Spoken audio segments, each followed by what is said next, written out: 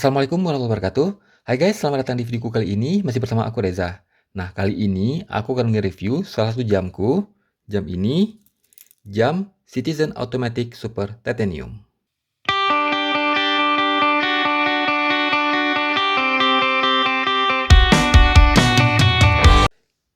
Popularitas Citizen bisa dibilang mungkin masih kalah dibandingkan perusahaan jam dari Jepang lainnya, seperti Seiko atau Casio.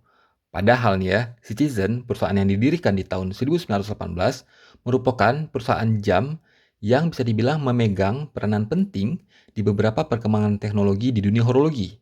Sebagai contoh, Citizen ini merupakan perusahaan yang mempelopori sistem multiband atau jam dengan radio kontrol di tahun 1993, di mana waktu jam ini akan disinkronkan ke jam atomik dunia.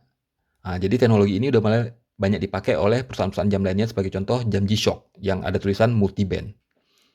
Terus Miyota sebagai salah satu bagian dari perusahaan Citizen, itu movementnya itu banyak digunakan di dunia. Mungkin saing-saingan sama Seiko ya, kalau terutama untuk micro brand. Selain itu, Miyota juga menghasilkan sebuah movement quartz UHF 262 yang digunakan oleh Bulova untuk jam Accutron 2-nya. Nah, movement ini katanya memiliki akurasi plus minus 10 detik per tahun dan memiliki gerakan sweeping second hand. Dan untuk sekarang ini bisa dibilang produk Citizen yang paling terkenal itu adalah jam dengan Eco Drive. Eco Drive ini adalah teknologi di mana jam mendapatkan sumber cahaya dari tidak hanya cahaya matahari, tapi juga dari cahaya lainnya seperti cahaya lampu, cahaya senter. Jadi ini sangat berguna untuk negara-negara yang memiliki 4 musim. Yang mana ketika musim dingin, itu bisa dibilang hampir jarang mendapatkan sinar matahari. Nah, hari ini seperti yang sudah kelihatan di layar, aku akan ngebahas atau nge-review jam Citizen ini, yaitu jam Citizen Automatic Super Titanium, yang mana ini memiliki ref number NH9120. Nah, hal pertama yang ingin aku bahas adalah dimensi. Jadi, jam Citizen ini bisa dibilang memiliki dimensi medium. Kalau kita ukur, ini dimensi diameter case-nya itu sekitar 40,6. Terus tebalnya 11,8. Dan jarak lug to lug-nya,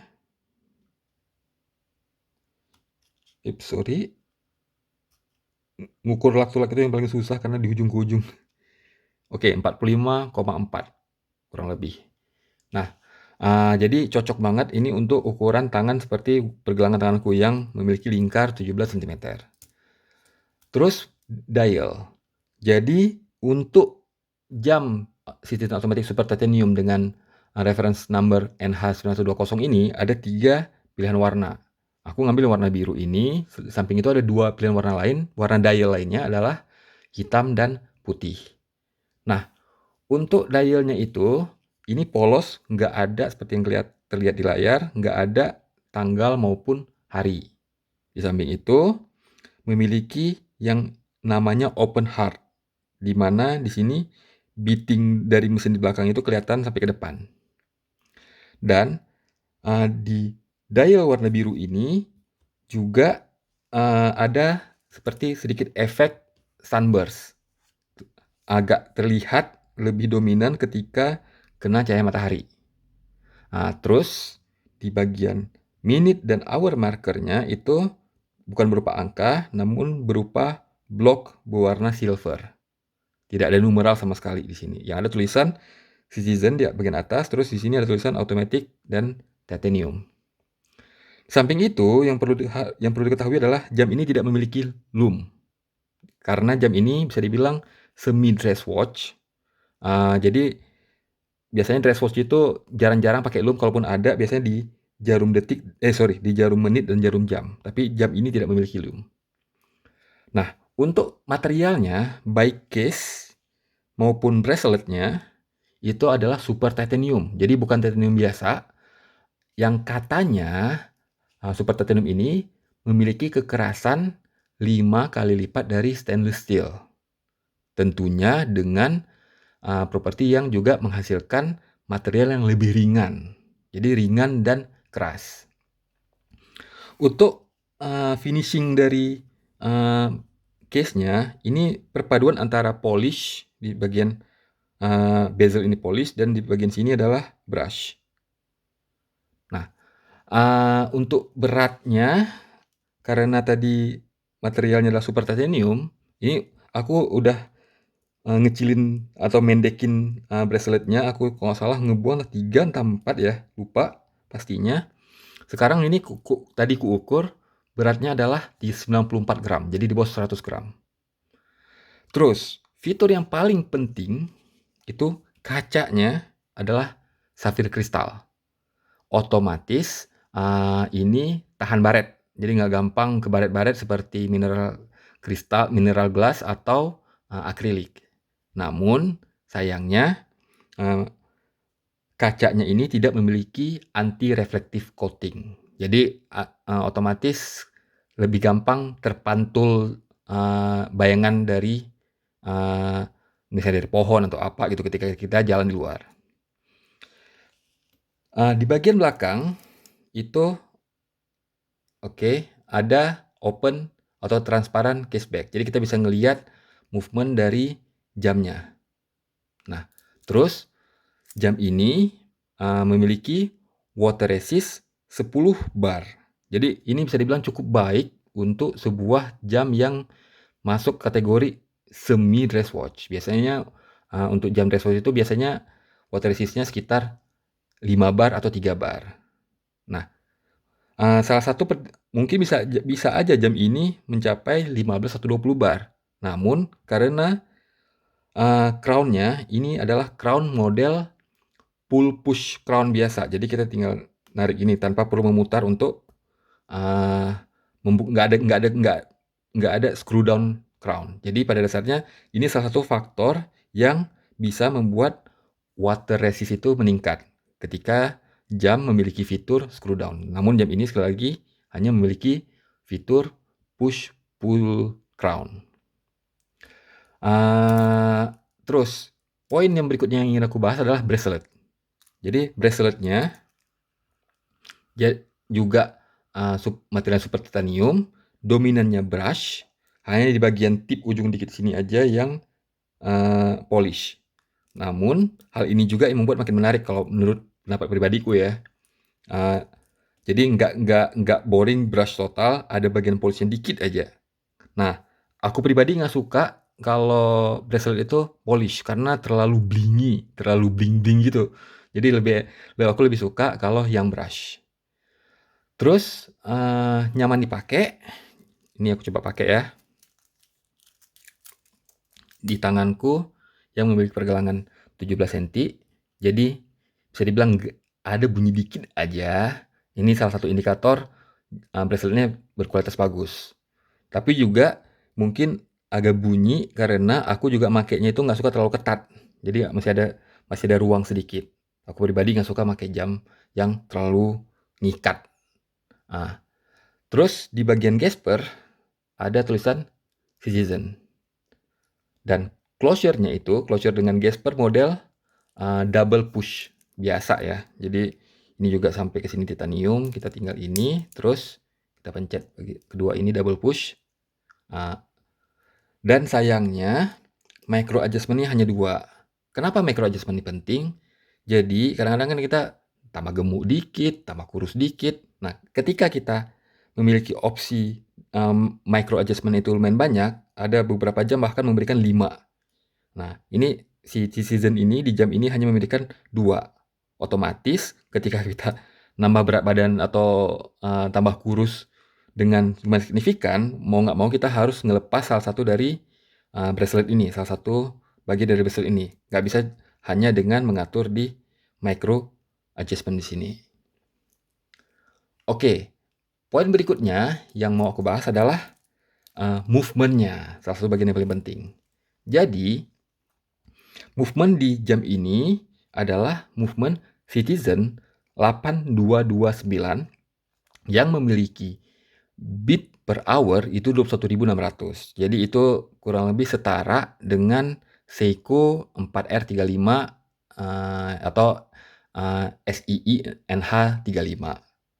Dan untuk movement ini ada 2 tipikal, ada yang bisa hacking, ada yang bisa no hacking.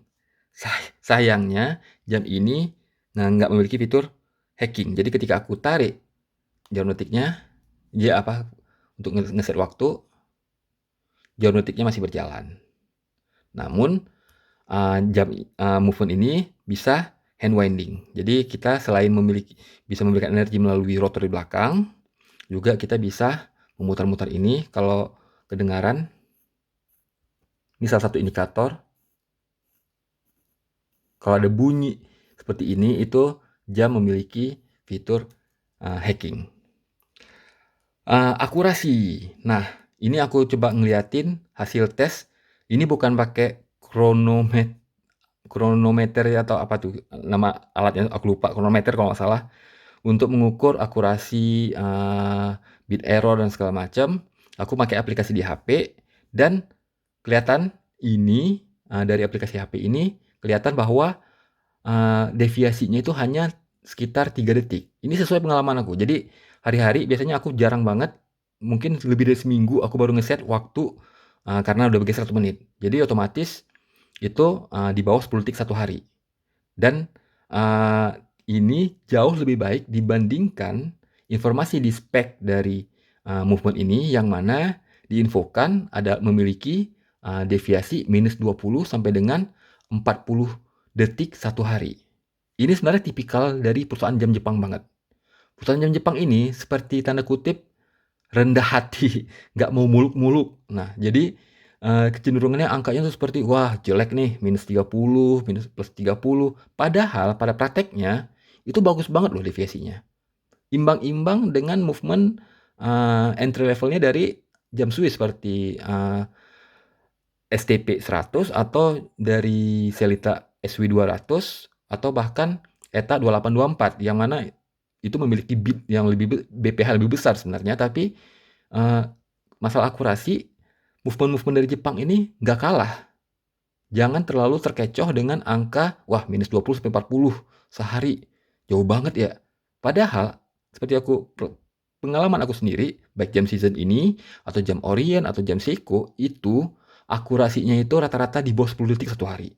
Luar biasa. Jadi, jangan terlalu percaya dengan angka yang ada di spek. Nah, terus movement ini sayangnya itu suara rotor belakangnya itu agak berisik. Kedengaran nggak? Jadi kalau misalnya ini, kalau di ruang yang sunyi banget itu relatif lebih berisik dibandingkan Seiko atau jam-jam dari Swiss. Itu sih kelemahan salah satu aspek yang lumayan tidak disukai di movement dari Shenzhen atau Miyota. Nah, kalau power reserve jujur aja aku nggak pernah uji, karena aku juga kalau misalnya aku nggak pakai jamnya, aku taruh di watch finder atau alat pemutar jam. Tapi berdasarkan spek itu adalah sekitar 40 sampai 42 jam. Oke, poin terakhir itu adalah harga. Kita untuk ngomong harga ya. Nah, aku beli ini di Jerman seharga 260 euro. Kalau kita rupiahkan itu berarti sekitar 3,8 juta rupiah untuk kurs sekarang ya. Dan harga naik turun. Aku waktu itu hanya diskon 10% kalau nggak salah. Jadi mungkin teman-teman kalau mau nyari ini mungkin bisa ketika diskonnya lebih gede, mungkin lebih beruntung bisa dapat di angka 3 juta, 3 sampai 3,5 juta. Dan menurut aku value for money itu bagus. Kenapa? Jadi bagi aku itu plusnya itu lebih banyak daripada minusnya, dan untuk harga segitu menawarkan fitur-fitur yang cukup baik. Oke, kesimpulan. Jadi dari yang udah aku bahas dari tadi, ini aku listkan apa-apa yang menurut aku plus dari jam ini. Yang pertama tentunya titanium, jadi ringan. Terus sapphire glass. Terus akurasinya juga bagus. Open cashback. Jadi bisa menikmati gimana movementnya bergerak. Jadi kita bisa sebagai estetika tambahan. Open heart ini bisa dibilang tergantung ya, ada yang suka, ada yang enggak. Jadi aku nggak bisa bilang juga plus minus sih. Terus poin plus yang terakhir bagi aku adalah water resist-nya cukup baik untuk ukuran jam yang bisa dibilang semi dress watch. Karena biasanya seperti yang aku sampaikan sebelumnya, untuk jam dress watch itu biasanya water resist-nya antara 3 sampai 5 bar, sedangkan jam ini adalah 10 bar. Terus negatifnya, yang pertama tentunya nggak ada hacking yang tadi, sayang, jadi kita nggak bisa nge-set waktu tepat ke detiknya ketika kita mau sinkronkan ke jam lain atau ke waktu di, HP. Terus yang kedua, yang paling signifikan itu adalah masalah rotor tadi. Biarpun bagi orang yang sering di luar mungkin nggak bakal terlalu terganggu. Oke, makasih banyak guys. Jadi ini adalah reviewku terkait jam, Citizen Automatic Super Titanium. Jadi aku akan nge-review jam-jam yang aku punya aja ya, aku nggak bakal mau nge-review jam yang aku nggak punya, yang aku nggak punya pengalaman sama sekali memakainya. Nantikan review-review jam aku yang lainnya, semoga review ini membantu kalian apabila kalian memutuskan ingin membeli jam Citizen Automatic Super Titanium ini. Oke, aku akhiri, wassalamualaikum warahmatullahi wabarakatuh.